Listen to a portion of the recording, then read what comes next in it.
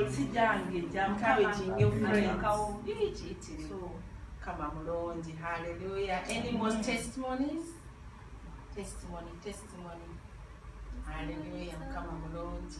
Avayo. Anakaseera katwaliriza omusumba waffe atuteeke atutwale mu kigambo era ku mmere yaffe y'olwaleero. Amen. Hallelujah. Amen. Mukama yeebazibwe tuzikubire engalo Yesu. Hallelujah. Mukama waffe yeebazibwe Katonda waffe tukwebaza kisa ky'otuwadde okubeera mu maaso go olunaku lwa leero. Tuzze si lwa nsonga ndala yonna naye tuzze Mukama tufune okuva gy'oli. Onyoze emitima gyaffe oyogere naffe otujjuze omwoyo n'amaanyi agava gy'oli. Byonna binaakola ebire nga weesiimira ekitiibwa Mukama. Mu linnya Yesu Kristo Katonda amaanyi tusabye. Amen. Hallelujah. Mukama waffe yeebazibwe. Amen. Mukama waffe mulungi yeebaza Katonda olw'abantu bonna abazze. Wesite nsanyusemu okulaba. Mukama waffe yeebazibwe.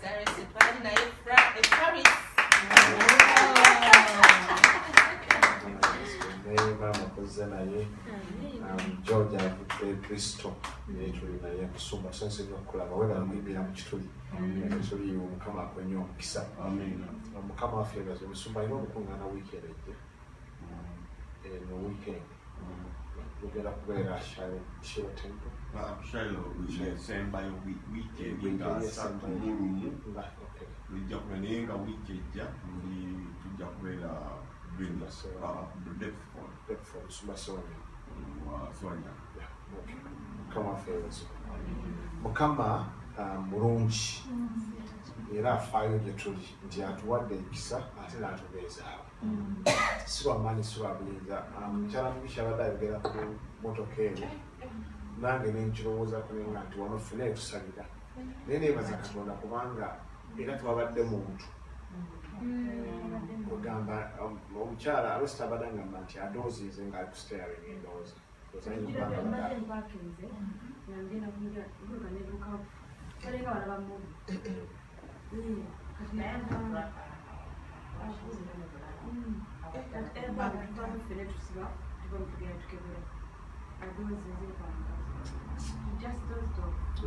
kugamba anything can happen naye nga mukyala Mugisha alaga nti Katonda yatukuuma.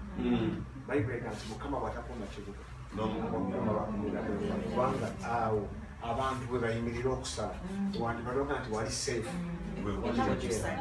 Ogamba era senga kugamba emotoka ekutomeranga baga nti lwaki wagenze wali ogamba ku island oyinza okuyiga naye Katonda akoze bulungi nti tewabadde muntu n'akamu kati okwongera okwetekanga mu maaso ga Katonda okuba nti Mukama atukuuma n'atuwa ekisa kubanga y'essuubi yaffe ge maanyi gaffe.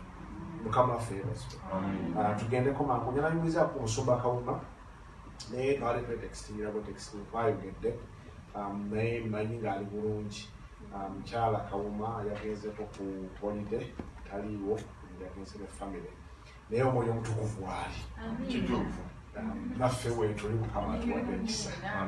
Kati tusomeko mangu nnyo mu kitabo ky'Abefeso essula ey'omukaaga tujja kgenda ku lunyiriri olw'ekkumi.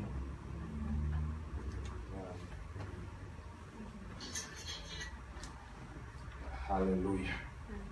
Twongereko n'okusabira eggwanga lyaffe erya Uganda. Amawulire agabadde gavaayo wiiki eno nga si malungi naye okumala bbanga tegabadde malungi nga si ebintu bye twagalageeko. Waliwo mu Honorable Kyagulanyi bamukubye emiggo nga mizibu emiggo nga mingi naye nga toyi ekyo si kyoyagaliza omuntu yenna. Ekineewunyisa ekyadde kinnakuwaza bekyokumukuba nga si kibatwalanga ekikulu naye nga bali ku kyebagamba nti kiyakoze. Naye mu biseera bino mulembe gwe tulimu guno omuntu newabeera mwana muto okumukuba emiggo egifa ne waba alina kyeyakoze toyinza kumukuba emiggo gituuka kumutta busi. Naye ekyewunyisa nti eggwanga eryonooneka. That's not the focus. Omuntu ng'ali kumpi kufa naye nga teri afaayo. Waliwo omukyala gwe baakubye baga nti ng'avaamu n'omusaayi mu lubuto naye ekyo si kye bafaako.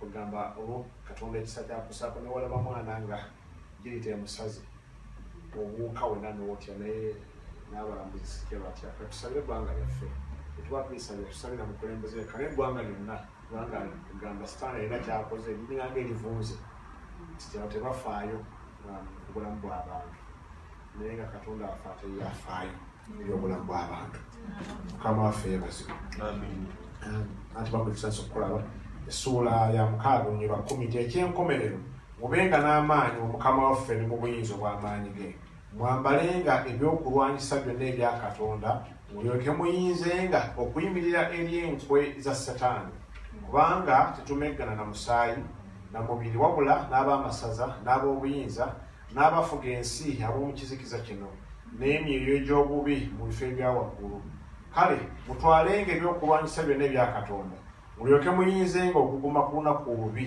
era bwe mulimala okukola byonna musobole okuyimirira kale muyimirirenga nga mwesibye mu kiwato kyammwe amazima era nga mwambadde ekyomukifuba obutuukirivu era nga munaanise mu bigere okweteekateeka okwenjira emirembe era ku ebyo byonna nga mukwatiddeko engabo y'okukkiriza n'ebayinzisanga okuzikiza obusaale bwonna obw'omuliro obw'omubi muweebwe n'essepeewo y'obulokovu n'ekitala eky'omwoyo kyekigambo kya katonda nga musabanga buli kiseera mu mwoyo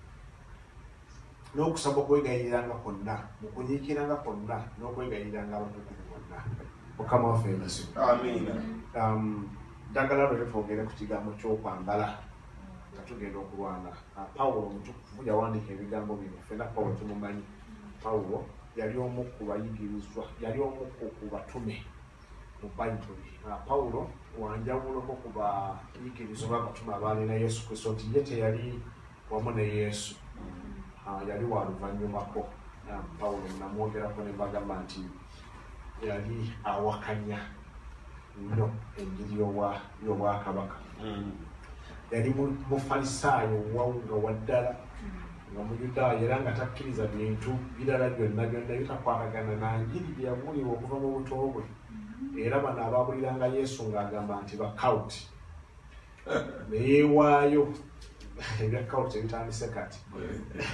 neyeewaayo okutta bonna abagamba nga bava ku ye kyeyamanya nti kyekituufu tusooka okumulaba mu bikolwa by'abatume ndowooza essuula ya 5 ya 6 ya 7 ndowooza lwaviirayo Bayibuli yegamba nti boba Stephen bwe baali bamukuba amayinja Pawulo yaliwo naye ebyafaayo biraga nti yali muto nga tasobola kukuba amayinja balina kaluca yaabwe Abayudaaya nga balina eri gye bavaako nti gwe tojja kukuba gwekyali muto naye gwe ojja kukuba Pawulo alabika yali muto nga tasobola kukuba amayinja mu myaka gye yaliko naye ng'alina influence y'amaanyi nti nga bagenda okukuba amayinja balina approval eva gy'ali era Bayibuli egamba nti engoye ze baazireka awo basajja bali nga bamanyi okweyambula bagende bakube nazaako ekkooti nga bamaze okukola obubi n'abasiima Pawulo n'aba mutawaana nnyo n'ayigganya ekkanisa ya Kristo mu Yerusaalemu naye mu kugiyigganya ate n'agiyamba n'esobola okuexpandinga kuba baali balembedde mu Yerusaalemu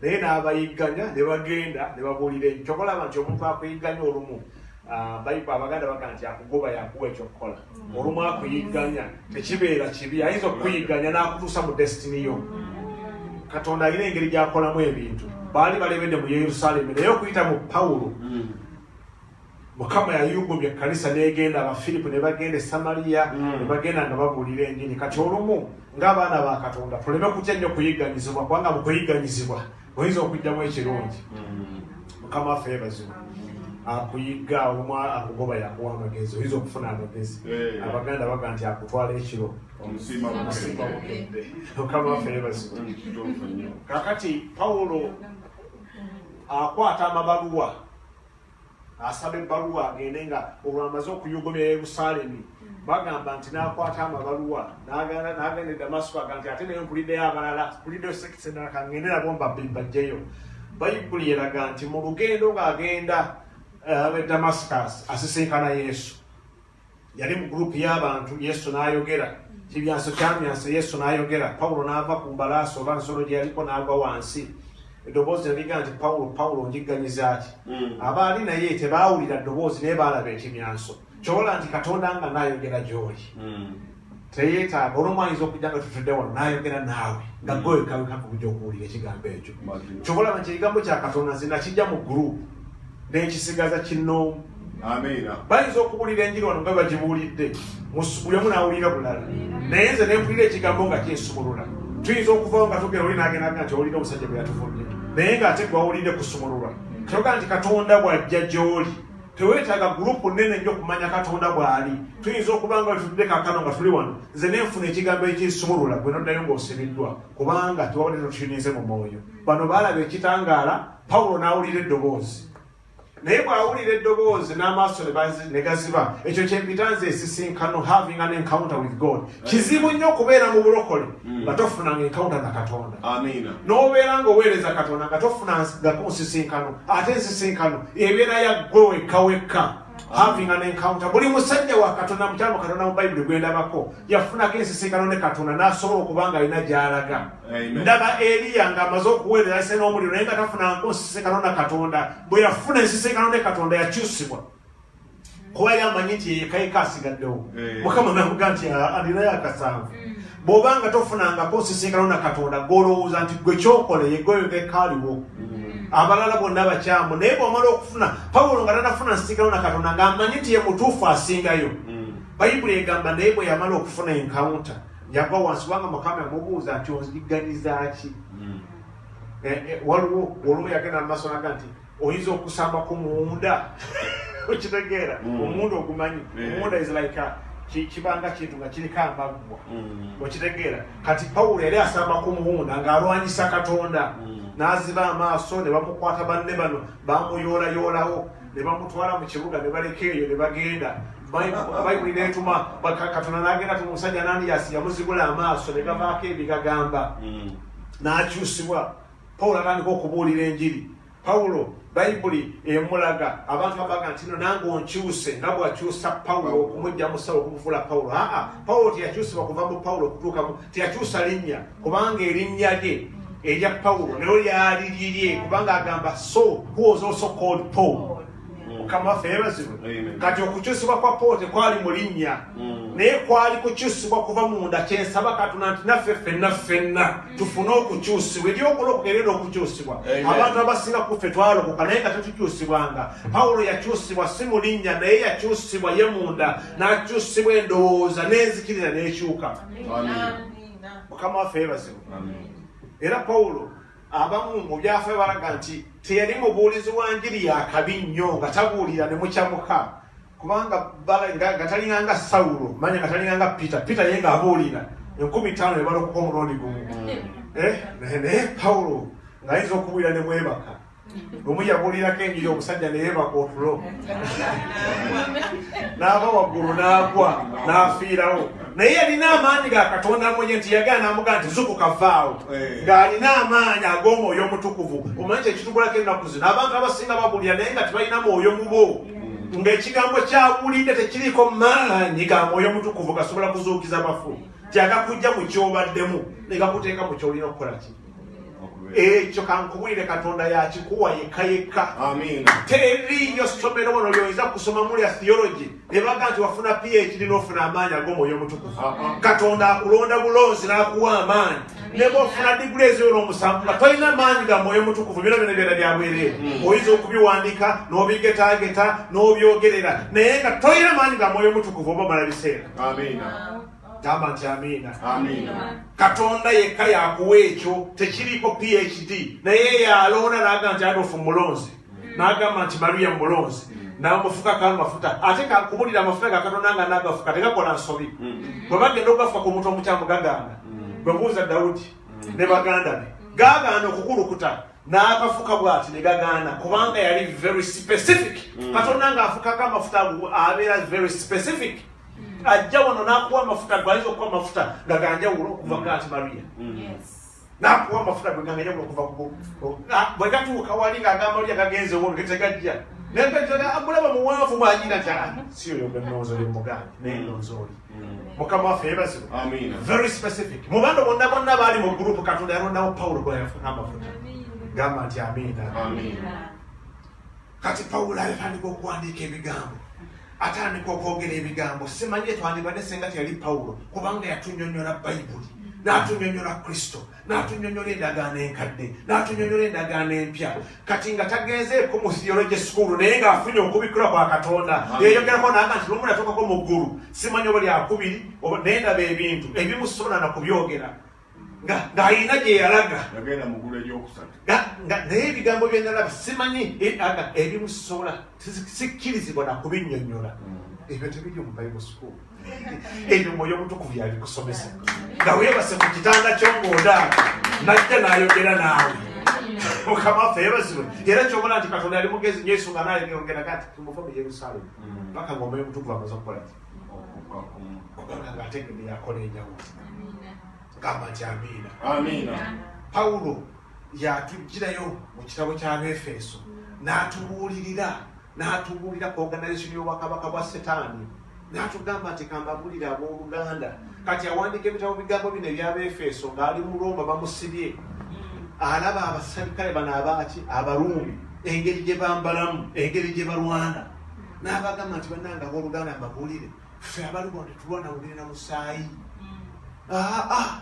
n'agamba etulwana n'obwakabaka bwa Setaani bulina structure yagitugirayo n'agamba eri ab'amasaza eri ab'amaanyi eri ab'obuyinza ab'omu bbanga awo betulwanagana nabo n'agamba nti kakati mbabuulire mwambale temugenda mu lutalo nga temukoze eki kubanga yatunulira Abaruuma ng'engeri gye bagendangamu mu lutalo nga bamala kwambala n'agamba nti nange bannanga abooluganda mbabuulire mwambale nga temunnabagenda mu lutalo musobole okukola ki okwaŋŋanga Setaani bino si bya mubiri si bya musaayi si byani atuulawa si byani alina tayito esinga obunene naye bino bya mwoyo era buno obwakabaka bwetulwanyisa buli organized bwe munajjanga muli bwemuntyo temujja kumalako n'agamba nti mwambale ate bwe yatugamba nti mwambale Pawulo yali mulungi n'atubulira n'ekyokwambala kakati nkitegeera nti mu mulembe gutemu ng'abalokole tulina okwambala we have to put on something before we go out of battle. Amen.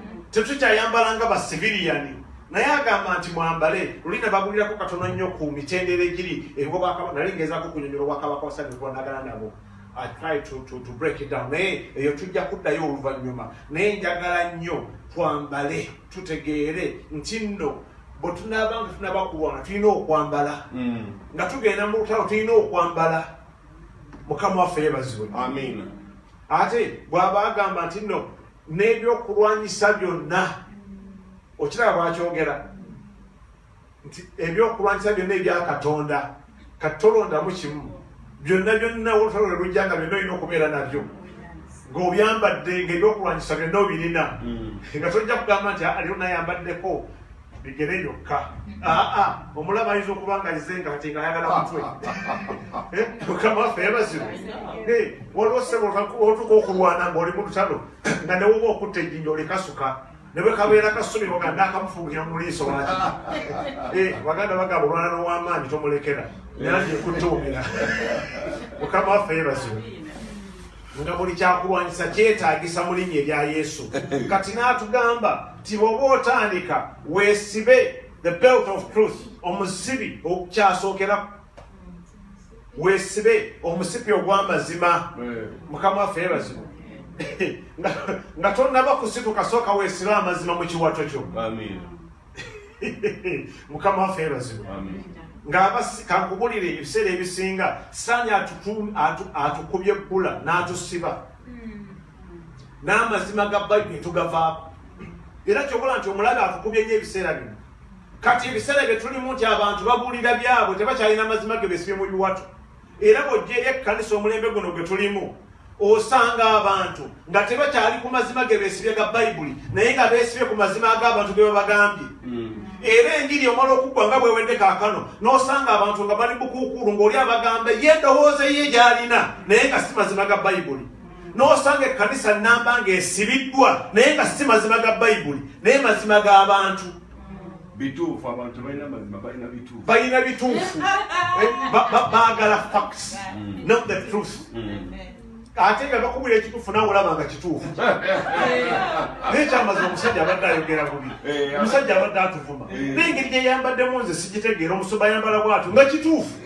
naye nga siga mazima ga Bayibuli era Bayibuli kankubulire Bayibuli egamba be ye sober okitegeera okubeera sobo kitegeera kubanga okubeera mutamiiru kukenga walirabyeko omutamiivu olyomulabyeko omutamiivu bw'aba atambula novuga nti otamira akasitamiti kuwabuguzi kati omutamiivu tasobola kutambula bulungi atambula era n'okulya ogambye eki obadde onfuma twalina mukwano gwaffe ng'atamidde netumugamba naga nti omusajja afuna ngenda mukuba nemuga nti kizza tojja kumukuba tojja kusobola ngenda mukuba nemuga nti kizza tojja kusobola aga nti kamukubi kakati n'agenda afunya bw'ati n'agenda agalola ekikondo oli n'amuviira n'agwa mu kakomera bw'ati kakati tuba tumugjayo n'aga nti omusajja ankubye ekikondo nemugamba nti nena takukubye n'aga nti olimba akati ekkanisa etamidde bwebeera okitegeera buli kimu yayambadde yero abalogo yayambadde bbulu oyo bbulu abasamize nga tuli mu bigambo nga sige mazima ga Katonda naye nga byebituufu byetutambulirako naye agambye nti mwesiba amazima kankubulire ekkanisa bweteesibe mazima ga Bayibuli tetulina gye tulaga mazima era abantu babuulira ndowooza yaabwe oli kyalowoozeza mu mutima gwe nze namulabye ndowooza abadde akoze bw'ati kye baleeta naye agambye nti nga tunaalwana otawe tulwana mwesiba amazima gamba nti amiina haleluya twesiba amazima ga Bayibuli kankubulire abantu baava ku musingi era bw'osomesa nnyo Bayibuli nga baga nti yabikopye ebyo tebiriiyo kubanga tebamanyi kusoma Bayibuli mukama waffe yeebazibwe abantu batendereza diguli ze balina ne PhD ze bafunye mu Bible school naye nga tebasomye mazima ga Bayibuli ekkanisa ng'eneeyimira nerwanyisa sitaani nemuwangula eyina kuyimira ku mazima ga Bayibuli si ku bigambo by'abantu haleluya twesiba amazima mu bibwato byaffe kankubulire amazima gano ge twesiba bw'otunulira omunoma engeri gyeyambalanga bwe yasibanga omusipi nga bwe gusiba byonna byaba ataddeko kaka tuliyegeyege tusibye bigambo byakyobola nti tuyiika mangu kubanga bigambo by'abantu ebitusibye bigambo tolina gye bikumalako okitegeera musumba ojjukira abalo bye twagambanga nti nkwagala nnyo nfiira ku ggwe baluliddawa tebyali nga bituufu ku ssaawa eyo naye nga gembazima mukama waffe yebazima nga sigemazima era bivaawo bino ebigambo by'abantu biggwerera bigenda naye amazima ga Bayibuli tegagenda kusaanuuka gamba nti amiina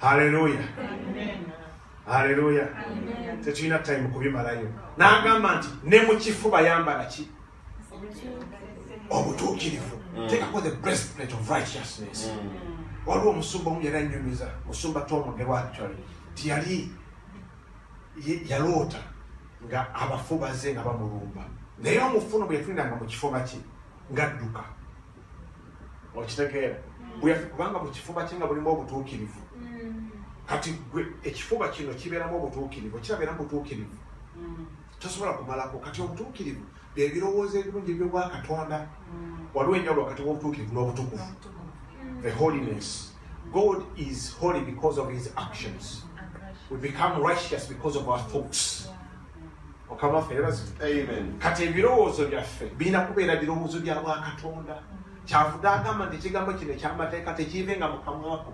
onookifumiitirizangamu onookitambuliramu naye okirowoozangamu emisana naki n'ekiro kakati mukama aba atuyita nti ebirowoozo byaffe bire bya Bwakatonda ne kasana kyakola nti atuteekamu ebirowoozo ebikyamu kati our thoughts ebitufuula abatuukirivu nti you meditate upon the word of God haleluya kati ekibeera mu kifuba kyaffe era omulabe bw'ajja bw'ati n'ojjayo ekifuba yakwaga nti oyo mutukuvu kamuleke kubanga kyekikoze eki kyekiriwo n'agamba nti nawaffe the gospel of peace ti mu bigere byaffe tuteekemu okweteeka kw'enjiri ey'emirembe okitegeera era kankubulire nga tulina njiri mu bigere byo ya mirembe buli kaseera buli lwoloota ekiro oloota ng'oseerera oli oloseko ng'oseerera ng'otambula ng'otengera okukeera mu bigere nga temuli ngatto naye ng'akasoto kandi otambula oseerera odda emabega okitegeera naye ate ng'osaba nnyo obeerawo nnyo naye ng'ekigambo tekirimu mu ggwe enjiri y'emirembe teriimu era buli lwolaga otwala ntalo haleluya ngene enjiri y'emirembe gwe togitwala naye ng'otwala njiri yaki olibaddeko mu kanisa olina amala okubuulira enjiri owulira nga bina bizibwa owulira nga n'emirembe kyeri ate olinajjana kwebigambo ebyo bisatu bina n'ofuna emirembe mu mutima gwo kubanga awulidde enjiri yaki ng'ofunyiraga nti Yesu awonya, Yesu azuukiza, Yesu asaasira, nga wabadde oli mu kibi ng'oyonoonye nnyo eraga ne Mukama akuzzaamu okire raga nti Mukama akusaasire. Yesu ajja eri Zaakayo omuwooza n'amugaa nti Zaakayo nva ku mutikka wansi olwaliro obulokozi buyingidde mu nnyumba yo. Omuwooza omubbi omulyaza amaanya naye nayogera ebigambo bitono nnyo naye nga giri ya mirembe kubanga zze awulidde omukisa yazze n'ebigambo ebirungi n'abulira ebigambo ebirungi olina kanaavaali najja n'alokoka ne baga nti yise nga abadde amanyi n'agamba Zaakayo n'agamba nti olwaleero oba nina omuntu yenayina gwe nalyaza amaanyi musasula muyira emirundi emeka ena kubanga enjiri y'emirembeze omutima gwe Mukama waffe yeebazibwe n'osanga omulala nomuga nti Yesu awonye olunaku lwaleero akuzzaamu amaanyi omulala ajja n'agamba nti famire yayonoona oliko ekikolimo olwo kye mwakola bwomu mirembe ena emabega olina okubyenenya byonna Yesu oleka akusumulwe nti jjajjawo yakikola nti jjajjawo wookuna tiringasabula ekyo kyekikusibye naye Mukama akufaako Mukama akusumulula mirembe ena emabega olunaku lwayo olwokiza obulokozi mu mutima gwe n'osumulukuka nga ye azze n'enjiri ya mirembe mu mutima gwe ng'atambuza njiri ya mirembe olina aga nti mwenna abali awo muganya okuya kye mbagamba kambabulire mugenda kikole mu nnaku lwaleero oga nti Katonda wange ate kikole mugaze yange kankubulire abaana baffe abasinga badduse mu makanisa olw'ebigambo abantu bye boogera banyiza embeera nnyo mu bavubuka ne baŋŋamba naye anti gundi ye alimba okiregera tate anti Maria yayogera naffe bulungi tate nga waliwo ebigambo byeboogera sanga abaana kati bakulu kati tebakyali mu kkanisa baava mu kkanisa ezaffe ez'abalokole ne bagenda mu katuliki ne balyoka baŋŋamba ebigambo baali bebiti byankaali amaziga ku mutima baali bakyali bato bazze mu kkanisa kata wabadde mu kkanisa okumala ebbanga alese maama we nabo bazze omukyalo omunajja ayogera mu kkanisa n'aga nti n'obwana buno obuwunya butuviire nga tamanyi nti abaana bawulira oluzungu Oluganda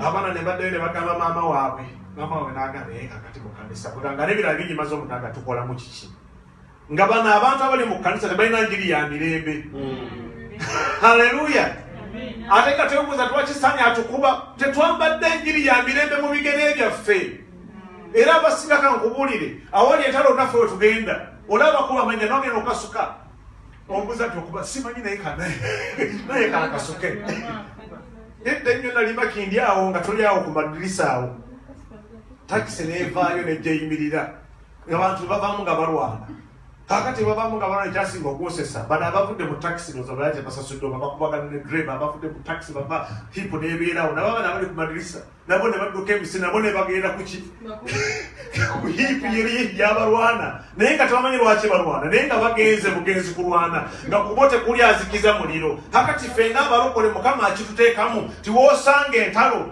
olwokubanga olina enjiri y'emirembe goleeta emirembe Mukama ffe yeebazibwe n'osanga amakala gayulika gwe noleeta emirembe n'ojja kubanga gwe mulimu Yesu n'ebigere by'otambuza mulimu enjiri ey'emirembe osanga abatabuse n'obatereeza abasinga tuseesaamu gundi olabika mubbi kamubbi n'engeri gyayogeramu ngeri gatunadamu nogatuwanga yakubba nti akanzibanga naye gundi yaŋŋambye nti akugande naye bwe yakubba nti gundi yaŋŋambye nekitambula ti gundi olabika mubbi tiyabbaani nti simanyi naye gundi yaŋŋamba nga bano nno banjogerako balokole naye nga mu bigere byabwe temuli njiri ya mirembe n'ogenda n'opiniyoni y'omuntu naye nga naye kyokimanyi kyoyogerako kubanga tetuleese mirembe naye kankubulire ekkanisa eneewangula mubeeramu abantu abalina enjiri y'emirembe mu mitima gyabwe nga n'ebigere batambuza biwalaga wabeerawo emirembe oli obaddeko awaka omuntu najja awaka mwena ne mutabuka mwana wa kojja waffe yajja ewafeeka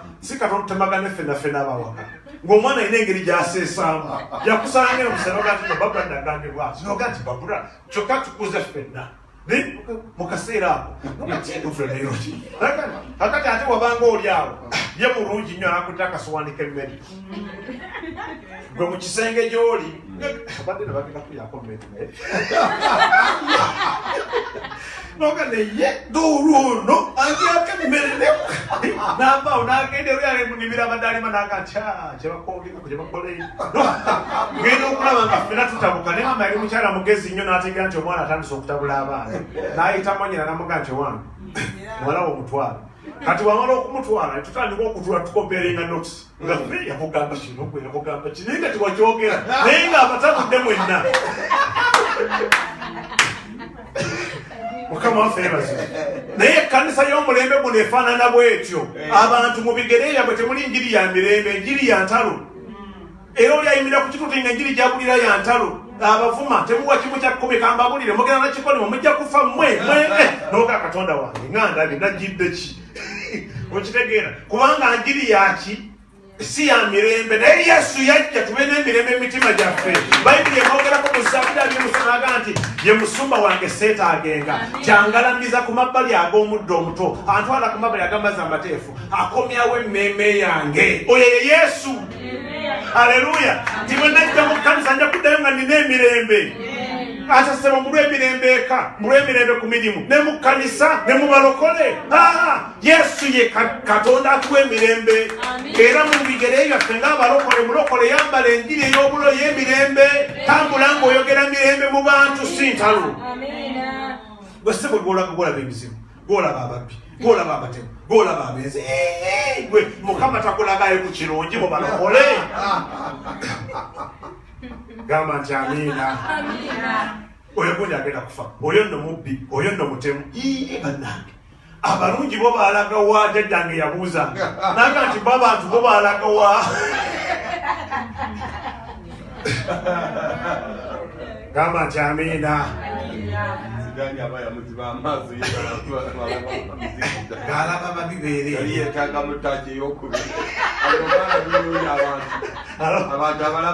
alaba miti gamba nti aleluya n'agamba nti ne mu kifuba kyo n'agamba nti no mukwate n'engabo ezikiza obulabe ekyo nno bannanga booluganda kikulu nnyo the shield of faith to stop the arrows of the evil one bwayogera kankubulira olwawo tulimu onooba nga otambula nga toyambadde nga tokutte engabo oli ku buzibu engabo ey'okukkiriza obulokole ojja kubuvaamu nga tokutte engabo yakukkiriza ojja kubuvaamu nali ŋŋamba nti okukkiriza kwe kufuna byenjagala bwe nalowoozanga nti bwe nakkiriza ennyo ngenda kufuna ssente olwo yetaaga faith to be able to survive in salvation nga noba tokutte engabo ya bulokozi ojja kudduka kubanga bayibuli etulaga mu kitabo kya timoseewo nti nno bwe tukola obulungi nti ensi gye tulimu bano abantu be tulimu baayonooneka n'agamba bayirega nti bavumi okitegeera ayinza okubikolawo mangu nnyo timoseewo ekyokubiri essuula ey'okusaba beebo abatayagala mirembe abawaayiriza abavuma okitegeera obwo bwe busale bw'omulabe setaani ani alina waatusomere mangu nnyo sibaye bannange benjogera bikola amakulu mitima gyange ekyokubiri essuula ey'okusatu onyina olusooka paka ku lwokutaano agamba bwati agamba nti naye tegeera kino nga mu nnaku ez'oluvannyuma ebiro ebyokusaba ebyokulaba ennaku birijja kubanga abantu baliba nga beeyagala bokka abaagala ebintu abeenyumiriza ab'amalala sokolekerawo katonda abeenyumiriza obamanyi ne tesimoni gyawanga yakwenyumiriza nti nze kambabuulire mukama kwegamba nga ye buli kamu nti ze abange baayise abagundi bagudde okitegeera abange bagezi nnyo abamuli baana basiru okitegeera nga testimony jawa si akugulumiza Katonda olabanga nti bali abadde atuwa nti Mukama ampadde ekisa tinaabalala nembayita bajja ku mulimu naye ng'ono yenyumiriza nti nze bannaye Mukama nkola bulamu nze kazi bwawe emirimu emirungi oba mutemusaba okiraba genda maaso musumba abamalala abavumi abatagondera bazadde baabwe abateebaza abatali batukuvu abatayagala ba Luganda okawulidde abatayagala ba Luganda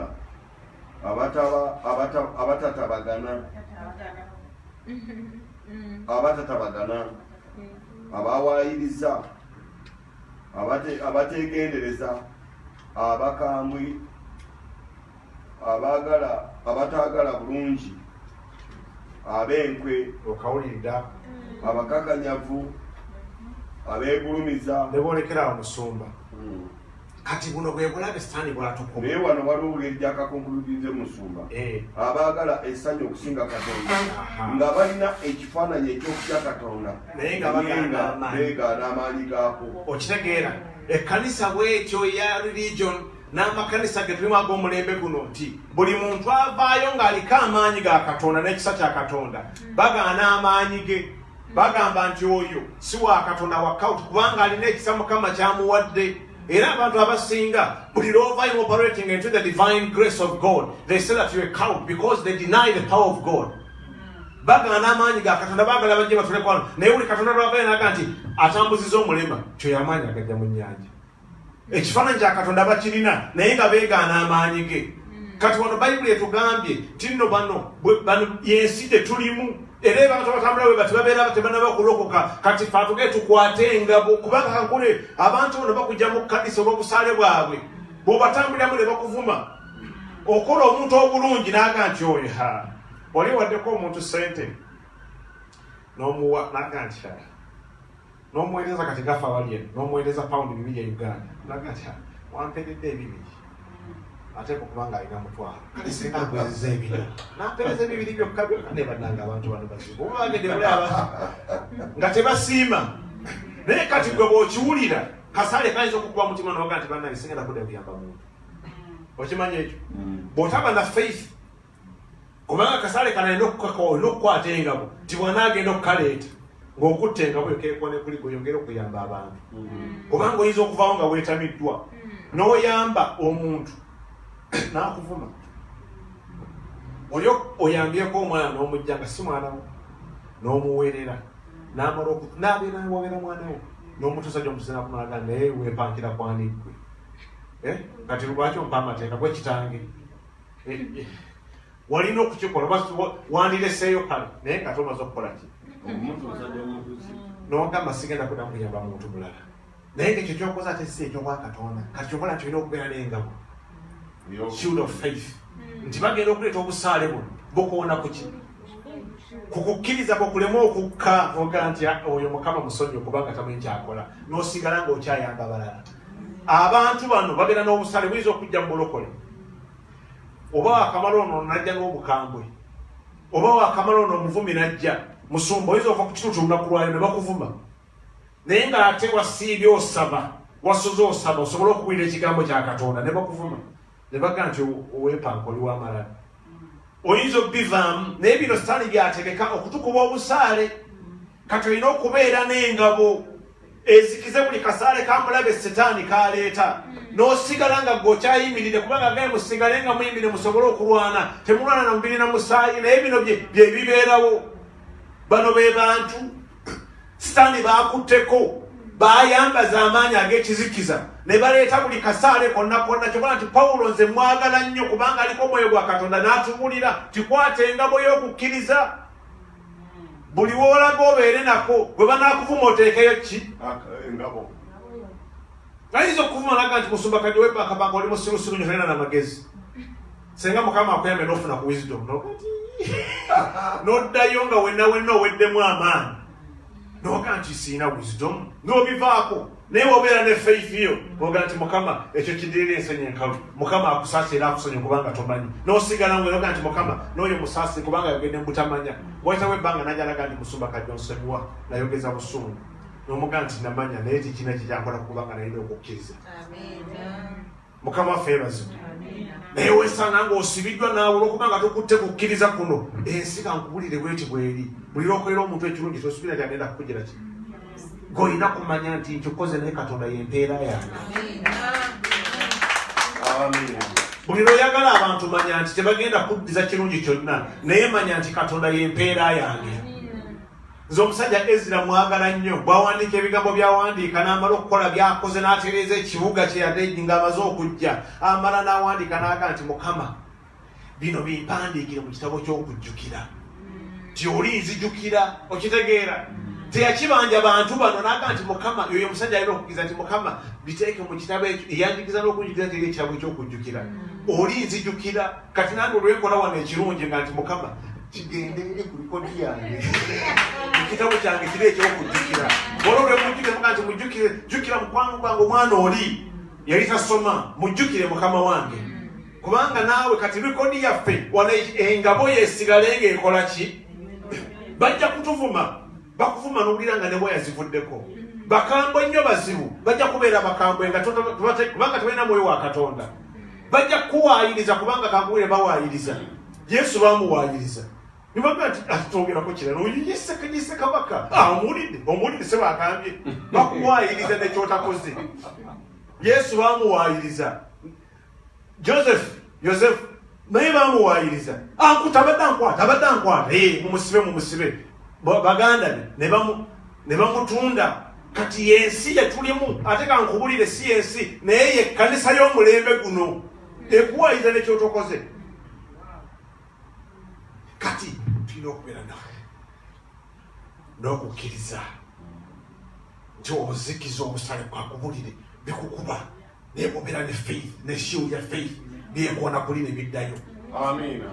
Nebiddayo n'osigala ng'oyimiridde baba bali awo nga ne kumakya ozukuse ne baga tuwali tumanyi twamumaze nga faith ekuyimirizaawo n'okomawo n'enkya sitaani n'agamba muganda waga nti atomanyi kubanga engabo yange kwe kukkiriza Yesu kwampadde. N'agamba nti muteekeko ne seppeewo ey'obulokozi. Kati nali neebuuza lwaki nekitegeera nti battlefield yaffe esinga is our mind.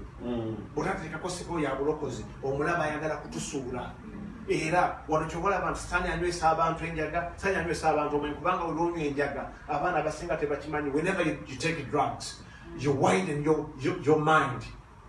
Kati nefuka playing field ya mizimu. Kyobola nti n'omuntu anywedde enjaga bw'atunula bw'ati alaba nga gwolina amaaso asatu ng'akinywedde bulungi bw'atatunula kati ng'alina amaaso asatu n'aseka. Era kyobolanyiza n'okukuba kubanga gwakulabanga muzimu, kubanga buli lw'otamiira oba bw'onywa enjaga ogazija ekisaawe kino ekya mayindi yo mizimu ne gizanyirako. Kati atugamba nti protect your mind, put on the salvation. Kiteekeko kubanga otakiteekako ne butambula wano kankubulira ebintu ebiri mu kibuga muno. They can blow your mind away. Bintu byolaba ku TV abantu ebyoboogera mind bw'oba tekiprotektinze eyinza okwabika. Kati Dawudi wali we mwagalira mu Zabbuli 23 aga nti Mukama okomyewo emmeeme yange ensala nagiyiga buli lw'enfuluma ebwero n'enkoma nga nti Mukama okomyewo emmeeme yange kubanga byenda bye bingi ebyebuzaabuza. Otunula ku TV biyinza okujja bulokola nti Mukama okomyewo emmeeme yange. Bayinza okuyuza nti Mukama okomyewo emmeeme yange. Kati kyavudde atugamba ye wano Pawulo teekako seppeewo y'obulokozi. Buli kaseera manya nti oli mulokozi, oli mulokole. Eseppeewo ekume yo mind ereme kubula. Ne bwe nzija mu kkanisa eseppeewo nzija nayo. Abantu bayinza okugamba ebigambo ebikujja mu bulokole. Musumba Adolfu ayinza okuwulira n'enjiri y'obwakabaka ennungi ennyo yakugamba naga nti naye ebyo bikkiriza. Naye bw'ebeera nga mayindi yange kulega nti ambikkiriza mu linnya erya Yesu. Nzijemu ekyamagezi mu linnya erya Yesu. Kubanga my mind is protected. Okitegeera ensi erimu okutubuzaabuza faith bennyini tulina kateri agenda kukwambaza. Nze banyambazangako nga nkyali muto naye kakati mpitegeeza genyambaze. Ate ne mama wange yali akyaliwo nga takyasobola kunnyambaza. Esajja kkulu ti maama jangu nnyambaze. Manye ebyanda ebyekyo ebyo ssebo. Kiza nyina akyambaze nga kikulu. Kati kanisa yakiri eyagala bajambaze. Kakati ffe Yesu mwaka kati mwambale. Tiri atwambaza. Kanisa ekyo gye bambaza. Mama jangosango. Maye kyana kyekesebo kiyimira mu mmere nga mulya omuzukulu wawaka. Nga babadde bajjula. Jjajja ngenda kufuka mu mmere.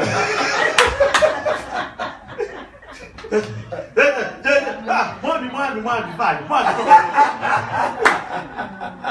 abana ab'ekyejo kankubulire ate nesobola lwetuba tugenda kusomesa ku mwoyo gw'ekyejo era n'abazadde tukukuzanga abaana bagwe ekyejo omwana ow'ekyejo mubi akula n'akola ebigambo ebikulu asanga tutuddewo n'abantu nakyalaga nti mwenna muli ebisirusiru ate mwana tokolera mama watudde wati okitegeera ku kitange nokyoyogera ekyo ku maama nga ebisingo nyo gyandikulidde naye kakati abaana ab'ekyejo mwana tokolera kukubyani omwoyo gw'ekyejo mubi nnyo naye kati ekkanisa ejjudde ekyejo tetumanyi kweyambaza pawulo atugenda nti mwambale kati gwe weeyambaza nzeva waka nga mmaze kweyambaza okkiriza kulina sepewo ngitaddeko engatto nzitaddemu tukirivumbulina faith ngirina ekitegeera kati kali kanfulume kati kyokolaba nti betugenda okuyingira mutalo ne twambadde omulaba atukubaakuba naye tulina okwambala tusobole okulwa lutalo lwe tulimu kankubuulire ate tusuubira nti no buli wola olutalo bweruli ne mu kkanisa mweruli gumulimu gyeguli katofuma nga toyambadde togaja anayambala ekyali nayambadde nedda nyambala buli lwenfuluma buli wendaga nina okwambala mukama waffe yebazibwe obwotayambala ojaga nti kyani kyamusumba kyani kyanyiga mukama waffe yebazibwe buli wola olina okwambala kati obulokuli butandika okunyuma mulinnya erya Yesu era kyensaba Katonda tugenda kuvaano nga twambadde kubanga entalo zetuwana nyingi naye njagala tuve wano twambale mulinnya erya Yesu Kristo Katonda w'amaanyi tuve wano nga twambadde olunaku lwaleero njagala tusituke twambale kuba kankubuulire bayibuli Pawulo atugambye tetulwana na mubiri na musaayi naye n'abamasaza abafuga waliwo bye tulwanagana nabyo bye nabagambako olulala nti byo byebuziba biri mu kizikiza maanya ga kizikiza tetujja gasobola nga tetwambadde mulinnya erya Yesu. Haleluya. Osalinde Katonda w'ekisa. Ngenda kuyita mu ssomero fajja tusaba tukwemere mu kusaba. Nange nja kukomawo nsigalewo. Mulinnya erya Yesu. Tuva wano nga twambadde olunaku lwaleero. Wanike emikono gyo nga tuli mu kusaba, tuli mu kwambala ebyokulwanyisa byonna eby'entalo zaffe nga bwe tusomye mu Befeso. Genda mu maaso n'okuwanika emikono gyo, yasamya akamwa ko otandika okusaba. Yogera ne Mukama, yogera ne Katonda, gulumiza Katonda, musinze, mwebaze kubanga yayogedde ebigambo bino naffe ng'alina kyagala okukola mu bulamu bwaffe. Waliwo kyagala okukola mu Yesu Kristo omwana wa Katonda omulamu. Mu linnya erya Yesu Kristo omwana wa Katonda omulamu. Yesu Kristo tuli mu maaso go, Yesu Kristo twetaaga gwe otuyambe Mukama okutegeera ebyokulwanyisa eby'entalo zaffe nga bw'oyogedde naffe mu Befeso essula ey'omukaaga. Wanika emikono gyo Taata oyise ekingi, wanika emikono gyo buli kinoomu tutuddemu ebigambo bino. Gamba nti ekyenkomerero mubenga n'amaanyi mu Mukama waffe ne mu buyinza obw'amaanyi ge. Ayi Mukama, twambala amaanyi mu Mukama waffe ne mu buyinza obw'amaanyi go, era twambala ebyokulwanyisa byonna eby'entalo zaffe ebya Katonda, tulyoke tuyinzenga okuyimirira eri enkwe za Setaani, kubanga tetumeggana na musaayi na mubiri wabula n'ab'amasaza n'ab'obuyinza n'abafuga ensi ey'omu kizikiza kino n'emyoyo egy'obubi mu bifo ebya waggulu. Ayi Mukama, tutwala obuyinza okusaanyaawo n'okuzikiriza okutematema buli pulaani z'omubi Setaani, amaanyi gonna agagolokera ku bulamu